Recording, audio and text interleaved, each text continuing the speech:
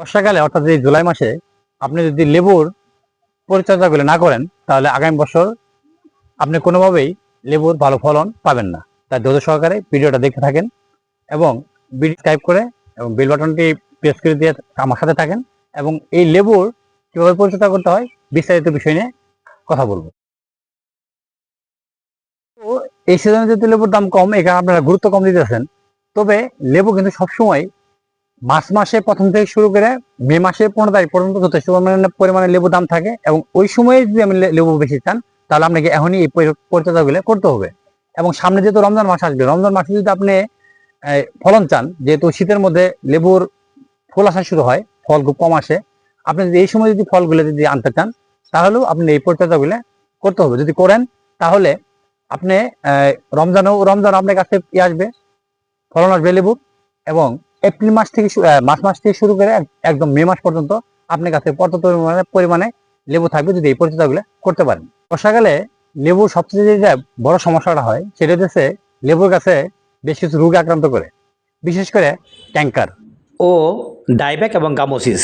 লেবুর গাছের ডাল উপরে থেকে আস্তে আস্তে মরতে মরতে নিচ দিকে আসতে থাকে, যেটাকে আমরা ডাইব্যাক বলি।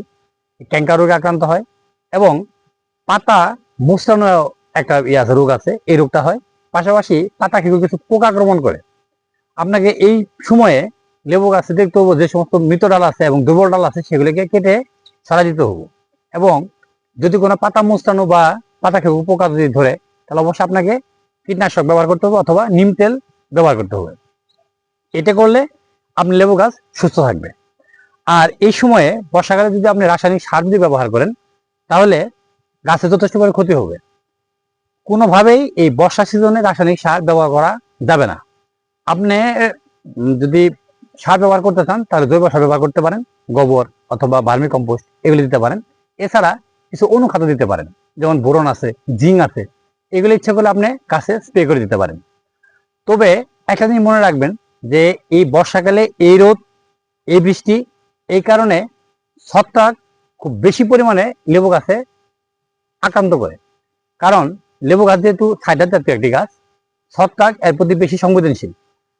যদি পারেন আপাতত 15 দিন কিংবা 20 দিন অন্তর একবার করে হলেও ছত্রাকনাশক স্প্রে করবেন গাছে।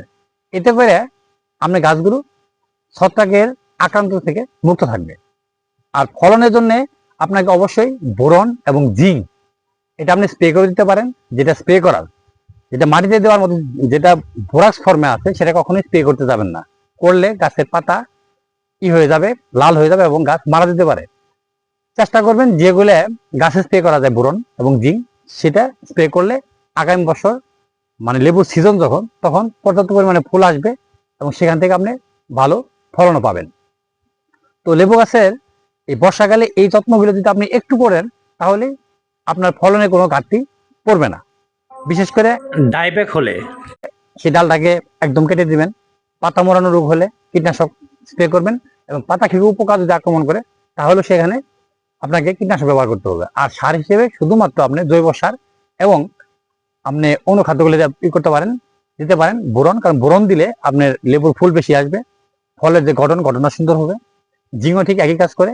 আপনি বোরন আর জিঙ্ক একটু সময় ফাঁক রেখে 2 দিন 1 দিন ব্যবহার করবেন। তবে বোরন যেন কোনোভাবে মাত্রা বেশি না হয়, জিঙ্কও যেন মাত্রা বেশি না হয়। বেশি হলে গাছে হতে পারে, ক্ষতি হতে পারে। প্যাকেটে গায়ে যে পরিমাণ লেখা আছে আপনি ওই মাপেই এটাকে স্প্রে করবেন। ধন্যবাদ সবাই।